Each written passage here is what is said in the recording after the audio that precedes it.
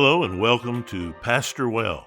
I'm Herschel York, Dean of the School of Theology at the Southern Baptist Theological Seminary in Louisville, Kentucky. I'm also the Pastor Emeritus of the Buck Run Baptist Church in Frankfort. Pastoral is dedicated to helping servants of the Lord Jesus Christ be faithful in ministry. We do that by talking about various subjects and issues that pastors will inevitably face. Today I want to talk about the short-term mission trip. It's one thing to get your people to give to missions.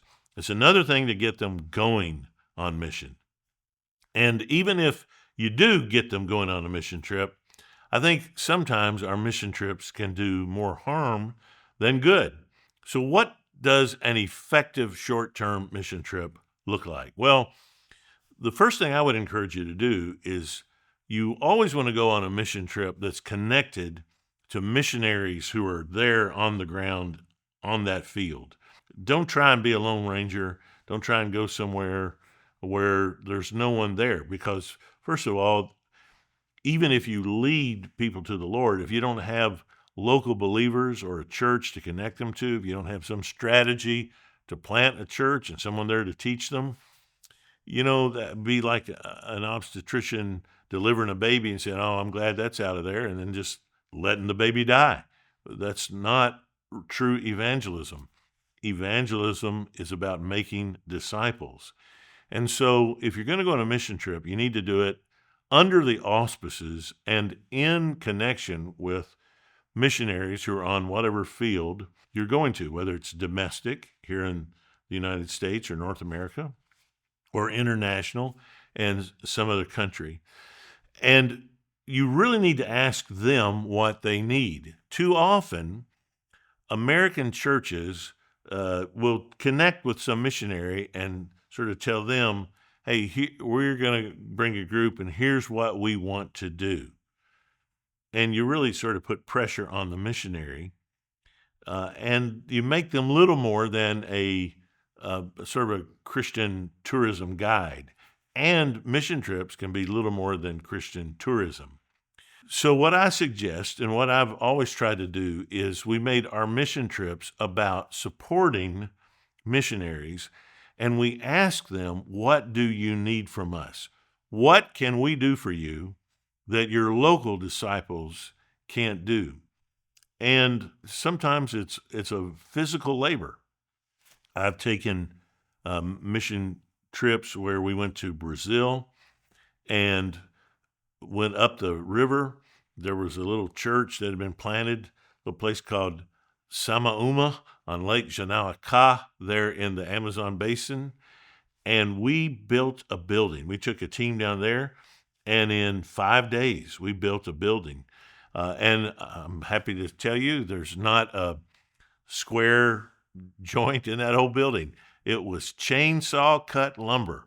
A fellow that lived down there had a chainsaw about that long of the blade, and he took a big castaneda, I think it was, a big Brazil nut tree, and that had fallen, and he cut that thing up, and the planks, we pieced it together and built it, and it's still there, and it'll be there for 100 years. That was in 2005. That building is still being used by that church, and I'm grateful for that. We didn't promise our people some emotional experience. Frankly, we didn't get to share the gospel with our mouths because I don't have anybody at the church I pastored at the time at Buck Run that could speak Portuguese. I can speak Portuguese, but they can't. Local people down there, the church we worked with, the Nova Igreja Batista in Manaus, is one of the most incredibly evangelistic churches in Brazil. They've planted churches all over, not just the Brazil, but in surrounding Latin countries. And they're more effective at sharing the gospel in Portuguese than any of our people would be sharing the gospel through an interpreter. What they needed us to do was build a building. And I had people with the expertise and the tools that we could come down and do that in a week. And we did it. We did a few other things, but that was our primary purpose. And then when that church there in Manaus the mother church, Nova Iglesia Bautista, outgrew the building they were in. They had to move to new property. They built a massive building. In Brazil, they don't have any furniture for churches. There's no such thing as church furniture company.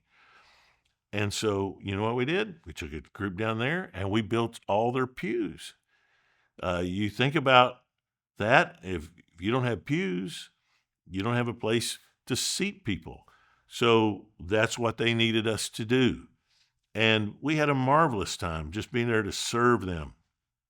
I still go down to that church every year and I preach. And it's a joy to me to see now it's grown even more. I was there last year and I think I preached about 13,000 people on one Sunday. And to see them sitting in pews that were built by members of Buck Run, what an incredible service to the gospel.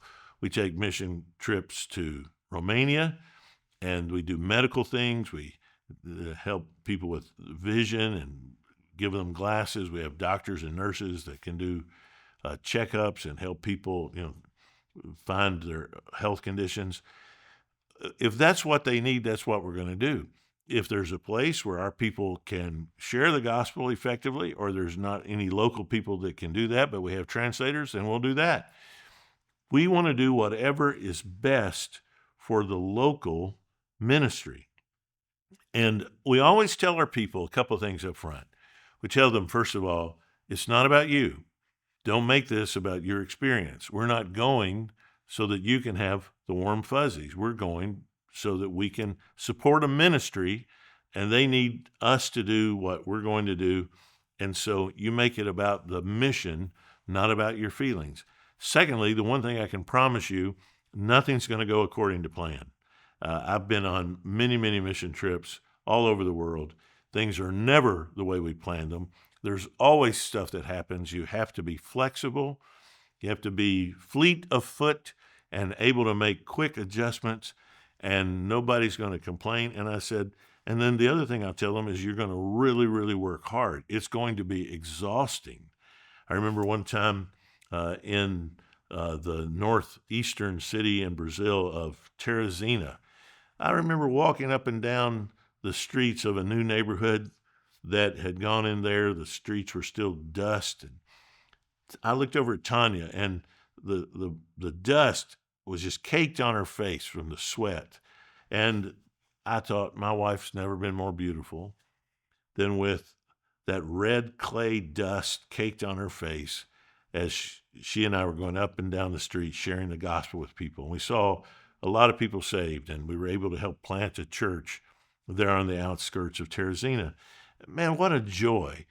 So we go and we fit into whatever that local ministry needs us to do. If it's sharing the gospel, we're going to share the gospel. If it's building, we're going to build. But it never goes according to plan. It's never about our feeling. We're always going to be adjustable and flexible, and we're going to help. We're going to serve, and then we're going to get out of their way. And you know what? If you go with that attitude, what will happen is some of the people you take with you they're going to catch fire. And by that, I mean, they're going to get a burden for missions like you would not believe. And there are people that are serving on the mission field today with International Mission Board or other missions agencies that their first taste of missions was they went on a mission trip at Buck Run Baptist Church. And today they're full-time missionaries around the world because they got a vision of what God is doing. They saw the number one problem in the world is lostness, and the Lord used it. And so when you take people on a short-term mission trip and you use it as a doorway into their hearts to say, maybe you should be doing this full-time. Maybe you should be giving more to missions. Maybe you should pray about where the Lord would have you serve, how you can go, how you can give. And man, the Lord will use that. They'll get a burden for missions that they won't get just listening to you preach about it. So take your people on short-term mission trips and do it in a way that is beneficial to the local ministry. Don't impose on them. Make sure that you're helpful, not harmful. and do what's asked of you. Do it to the glory of the Lord Jesus, and then let the Lord work in the hearts and lives of your people who have seen what God can do. And when you're doing that, it's part of your overall strategy as a pastor. First of all, it will bind you to, when you travel with people, you fall in love with them, they fall in love with you, you get to know each other better. A few things will solidify you as the shepherd more than going on a mission trip with your people. So lead them to do that, get them burdened for missions, and it'll help you pastor well.